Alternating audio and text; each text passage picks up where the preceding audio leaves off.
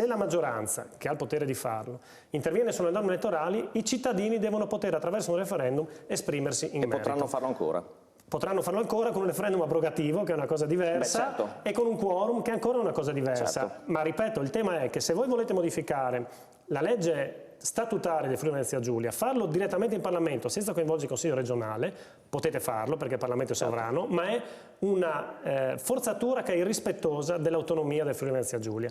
Poca gente va a votare, va ancora meno gente al referendum. Questo è un dato di fatto, parliamo di dati che sono sotto gli occhi di tutti. Qui si dice, una volta che è stata fatta la norma, si fa un referendum e se quel referendum darà un certo tipo di risultato che potrebbe essere anche contrario e non favorevole a chi ha proposto quella norma, la norma non entra in vigore. Ma non potete decidere al Parlamento questa roba. Ma io penso che sia un aspetto di democrazia, di buon senso. Ma voi state modificando la Costituzione, lo Statuto del Friuli Venezia Giulia, che è di rango costituzionale, come volete voi. Il problema non funziona è un altro, così. si non cerca così. in maniera strumentale di vedere in modo negativo qualcosa che invece è positivo per questo territorio, perché questo territorio potrà autodeterminarsi le proprie scelte e questo va nel senso proprio dell'autonomia, tra l'altro autonomia differenziata che speriamo presto venga approvata anche per le altre regioni e rafforzata con la legge che stiamo approvando, che abbiamo già approvato al Senato, anche in questa nostra regione. Non potete dire tanto poi il Consiglio regionale potrà fare una norma per sanare quello che stiamo facendo adesso. Sì, non è corretto. Il tema è che qui non c'è niente da sanare. È una forzatura democratica